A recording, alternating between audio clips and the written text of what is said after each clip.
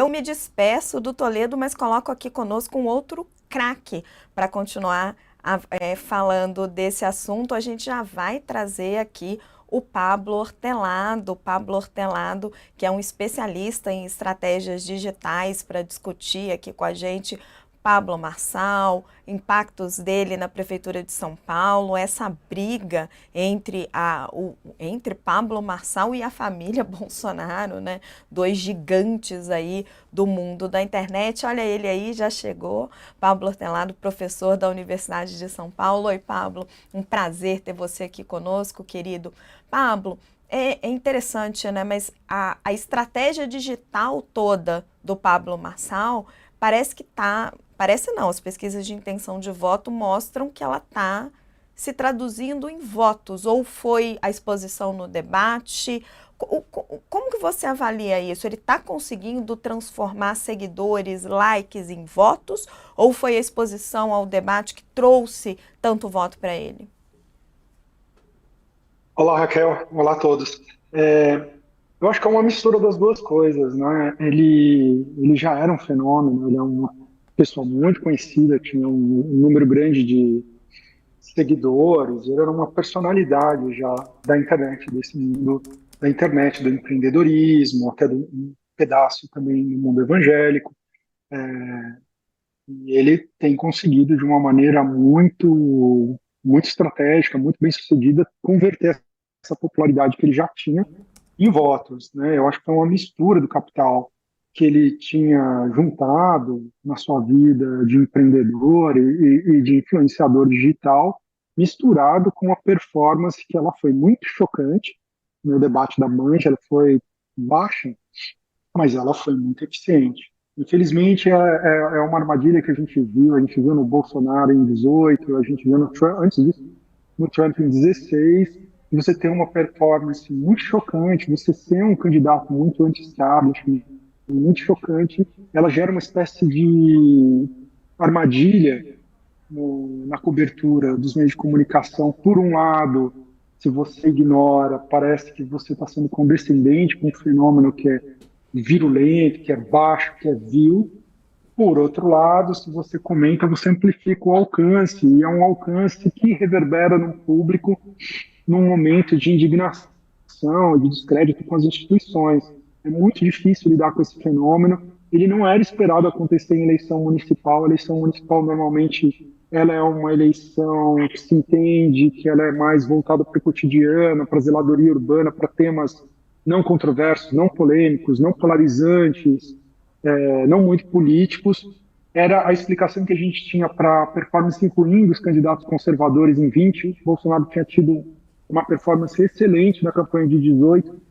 Em 2020, os conservadores mais radicais não tiveram um desempenho muito bom. Se acreditava que isso dizia respeito à natureza dessa disputa municipal, mas a gente acabou de ver que numa disputa municipal é possível ter um comportamento polarizante, combativo, e isso atrai um eleitorado grande. A estratégia dele foi muito bem sucedida nesses dois âmbitos, né? No que ele construiu, aquele exército que ele construiu, que está na denúncia que está na Justiça Eleitoral, né? Que começou com a tábua, que depois o Ministério Público adotou, né? A gente vê ali que ele construiu um exército com relativamente pouco dinheiro que fica distribuindo, fazendo os cortes, né? Que segmentos curtos dos vídeos longos dele, buscando atingir, criando uma espécie de competição entre os diferentes apoiadores dele para ver quem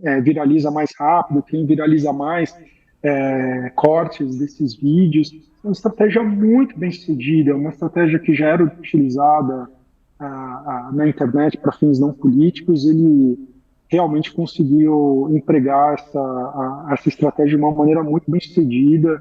Foi uma surpresa. Ele lembra, em termos de performance, de crescimento rápido, o João Dória, nas duas eleições para trás. Pablo, uma coisa que chama atenção, a Raquel tem insistido nisso, o papel da justiça eleitoral nessa eleição aqui em São Paulo, né? Que parece que só a justiça pode parar o Marçal, né? Pode ter uma coisa que ainda não vi em lugar nenhum. o patrimônio dele, né? Para ele pagar esse exército que vocês falam, né, de milhares, milhões de pessoas e tal, precisa ter muito dinheiro. Ele declarou um patrimônio de 200 milhões, né, declarado. Não seria o caso também da justiça investigar a origem desse patrimônio? Então, coach, eu estou entendendo, eu li lá o processo, eu li os dois, né? A peça do Ministério Público e a denúncia da campanha da Tabata que motivou. O que a gente tem ali é duas coisas, né? Eles dizem o seguinte: não pode pagar para as pessoas fazerem publicação, isso está claro na lei eleitoral. Na verdade, nem na lei eleitoral, na normativa de 2019 do TSE, que é que está valendo, né, para alegar, não pode pagar, e ele pagou, isso está fartamente documentado, ele pagou para as pessoas fazerem postagem, não pode. E ele fez esse pagamento por fora. Existe todo um regramento de como você tem que fazer esse pagamento por impulsionamento. E ele fez fora. Então, essas duas coisas, no meu entender, estão muito bem documentadas. O que ele vai alegar, provavelmente, é que isso aconteceu na pré-campanha. E na pré-campanha, a maneira como isso é regulado é menos clara. Né? Tanto é que o Ministério Público Eleitoral ele enfatizou o abuso do poder econômico, que eu acho que é o caminho mais, porque não está muito claro o que dá para fazer na pré-campanha. Com certeza, na campanha não dá para fazer isso que ele estava fazendo. E talvez até, inclusive, a campanha da Tabata tenha se precipitado, porque se ela aguardasse um pouquinho, esperasse a campanha começar propriamente, e tudo indica que ele seguiria com esse procedimento, o caso seria mais forte, né? O que a gente viu lá é que os recursos, em algumas reportagens da imprensa, é que os recursos estavam saindo de uma das empresas do Marçal, né? Eu acho que investigar a origem disso é uma tarefa maior aí do que a Justiça Eleitoral é capaz. Porém, se for de fato constatado, como as reportagens mostraram, que está saindo da empresa do Marçal para pagar para as pessoas fazerem, isso é totalmente irregular, porque esses recursos tinham que sair dos fundos de campanha, do financiamento regular, isso tem que ser registrado, tem que ser acompanhado. E é o que tudo indica Pablo, estava acontecendo por fora. mas agora a Tabata entrou com uma outra ação pedindo a suspensão dos perfis dele. Se a Justiça Eleitoral conceder isso, você acha que teria um efeito? Eu acho que teria algum efeito, né? Mas ele tem todas as. Uma campanha eleitoral dessa, o perfil oficial não é onde acontece a campanha, né?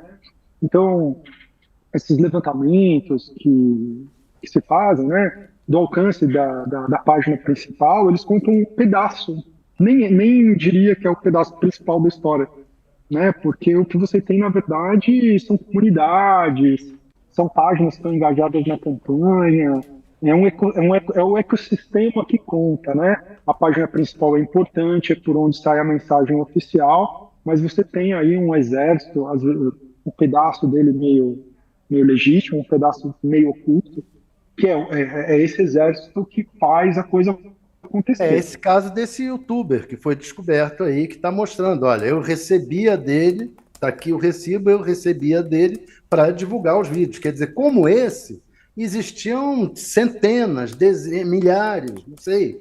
E ele, com a grana que ele tem, ele pode sustentar. Quer dizer, a única discordância minha, Pablo, com o que você falou, é que você falou que era uma campanha relativamente barata.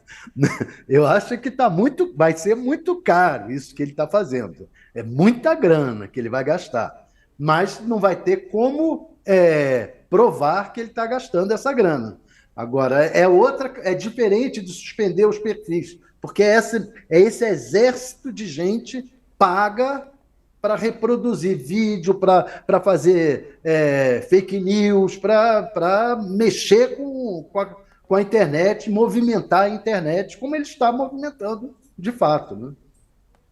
Pablo, Então você tá, como estudioso, Pablo, pesquisador, tudo, como é que você faz a relação, explica a relação do eleitor com esse tipo de candidato, né? Esse fenômeno, que hoje já a gente vê que é um fenômeno aí na campanha eleitoral, né? O povo hoje está preferindo ver circo, ver malucos e tal, do que programa de governo. Como é que se dá essa ligação entre o eleitor e o Pablo Marçal para explicar esse fenômeno? me dá licença um minutinho, coach, deixa eu responder primeiro, Thales, em seguida eu já vou para sua colocação.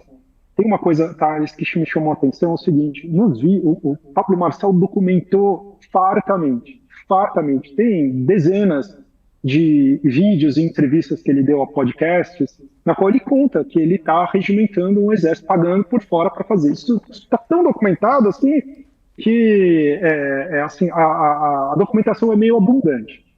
Porém, quando a gente vai ver esses vídeos, ele fala em números muito diferentes. E ele é muito garganta, ele é muito convencido de si mesmo, ele é um ególatra, né? É. Então, não dá para saber o tamanho. Por exemplo, tem um dos vídeos em que ele fala que ele tem 5.000 pessoas fazendo isso. Não sei se é isso. Talvez seja um enorme exagero dele, esse número. Né? Ele fala que tem gente ganhando 400 mil por ano, por mês, eu não lembro, fazendo esses cortes. Acho que esses números assim são muito inverossímeis. O que a gente tem de documentação que já surgiu são coisas muito menores. Nós estamos falando de prêmios de 200, 300 reais, e aí me parece uma estratégia muito inteligente, por isso que eu falei que era muito barato, porque ele faz uma competição, o pessoal se cadastra, menino, moleque que está na internet, e eles entram, você tem assim, digamos assim, 150 desses meninos competindo entre si, para ganhar 700 reais, para ganhar 800 reais, valores dessa ordem de grandeza muito menor do que ele está falando. E é um retorno muito grande para pouco investimento. Nesse sentido, pode ser que esse esquema todo, que se mostrou muito eficiente, seja muito mais barato do que se imagina. Mas, de qualquer jeito, é algum dinheiro. Seguramente nós estamos falando de muitos milhares de reais empregados. Ele está fazendo isso há muito tempo com muita gente. Mas seja como for, isso está tudo fora da lei. Eu acho que esse é um dos problemas. Agora, respondendo ao coach, eu acho isso. Nós estamos num momento de descrédito política, no qual o candidato, isso não é um fenômeno brasileiro, isso é um fenômeno global. O populismo, ele é inteiramente, essa onda populista que está nos Estados Unidos, está na Europa, está em outros países da América Latina, ele é inteiramente baseado nisso. Um discurso antissistêmico, ele tem uma força. E o Marçal, de todos os candidatos que apareceram depois de Bolsonaro, o mais antissistema. Ele tem uma capacidade de formular com eloquência e de expressar essa raiva antissistêmica melhor do que ninguém. Ele na minha opinião, ele é o melhor desses candidatos que aconteceu depois do Bolsonaro. A questão toda o Bolsonaro vai ter, né, eu vi que vocês estavam comentando um pouquinho antes de eu entrar, né, essa matéria, o Bolsonaro vai ter o poder de matar esse fenômeno, porque nesse momento a gente tem uma grande insubordinação do Pablo Marçal. Ele atropelou um acordo que foi feito diretamente. Era o que eu queria te perguntar, Pablo, porque assim, os Bolsonaro deram uma cochelada, né, ficaram usando a candidatura do Pablo Marçal para pressionar o Ricardo Nunes, para conseguir o vice, deixar o Ricardo Nunes ali relativamente sob controle. Agora o Marçal cresceu e eles estão prometendo reagir. Né? A apuração que eu fiz é de que tem uma estratégia lá dentro do núcleo duro do bolsonarismo, que toda vez que o Marçal tentar se associar ao Bolsonaro, porque às vezes ele faz comentários elogiando o Bolsonaro, tenta se confundir, o eleitor do Bolsonaro não sabe muito bem quem é o candidato do Bolsonaro na cidade de São Paulo, o Bolsonaro está prometendo ir para cima. Ele foi hoje, né, questionou nós, que nós, não tem nós aqui, né, meu camarada? E o Eduardo Bolsonaro, o Carlos Bolsonaro, o Flávio, o Fábio Weingarten, a estratégia lá dentro é irem batendo no Marçal. É quase que um duelo de gigantes da internet, da direita brasileira, duas vozes aí que sabem usar muito bem isso. O Bolsonaro se elegeu presidente em 2018 com base nisso. Como é que vai ser isso? Então, Raquel, assim, não sei, né? Na política tudo é possível. As regras ficam valendo até o momento que elas não valem mais. O Bolsonaro está aí para provar, né? Fez uma candidatura que desafiou todos os preceitos que a gente tinha e ganhou. Mas, a valer o que vem acontecendo, acho muito difícil o Pablo Marçal ficar de pé depois disso. Olha toda a história, os bolsonaros demonstraram de 18 até aqui, um controle do movimento conservador, vamos usar esse nome, absoluto. Todo mundo que eles consideraram insubordinados, eles transformaram em pó. Pensa aí Joyce Hasselman, no general Cruz, pensa na Janaína Pascal, pensa no Moro. O Moro era o maior símbolo do movimento do antipetismo. Ele era o juiz que pôs o Lula na cadeia. E ele virou nada depois que o Bolsonaro resolveu tirar ele do jogo. Então, o Bolsonaro conseguiu anular ex-aliados quando ele quis, de uma maneira avassaladora. Claro que pode ser que nesse caso não dê certo, mas assim, o que o passado sugere é que ele não vai aguentar, porque o Bolsonaro demonstrou um controle muito grande, e o que a gente viu no dia de hoje foi um massacre, todos os influenciadores bolsonaristas batendo duramente no Pablo Marçal. Eu esperaria uma queda significativa, uma reversão, pelo menos, dessa subida que a gente viu da última pesquisa da Datafolha para agora. Eu esperaria uma reversão, pelo menos parcial, porque ninguém até agora conseguiu desafiar os Bolsonaros e sair ileso. Você espera, então, uma reversão parcial. E os influenciadores bolsonaristas estão obedecendo Bolsonaro, Pablo? É isso que você percebe quando você mapeia as redes?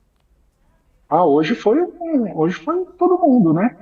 Ele foi trending topic aí o dia inteiro e eles estão apanhando de todo mundo.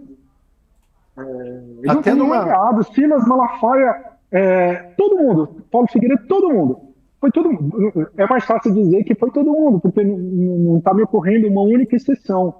Então, acho Você diz que está todo mundo batendo no Marçal? Todos os influenciadores bolsonaristas. Quais você destaca, assim, que você enxerga como forças importantes ali? Eu acho que no dia de hoje, o que aconteceu principal foi o Paulo Figueiredo tinha chamado o Marçal para dar uma entrevista, o Marçal não foi na entrevista, alegando que ele não queria falar mal do Alexandre de Moraes. Ele não queria falar do Alexandre de Moraes, aparentemente porque ele tem medo, é um assunto que ele queria tirar da mesa. E o Paulo Figueiredo anunciou isso, denunciou isso, e aí a troca veio atrás. Assim, basicamente todo mundo, inclusive o Eduardo Bolsonaro, a família Bolsonaro, veio diretamente atacando nisso. E hoje foi um massacre, isso aqui ficou em destaque nas redes bolsonaristas o dia inteiro. Eu tive uma impressão um pouco diferente, não é pelos youtubers, é o seguinte, no próprio post em que o Bolsonaro diz, olha, eu não...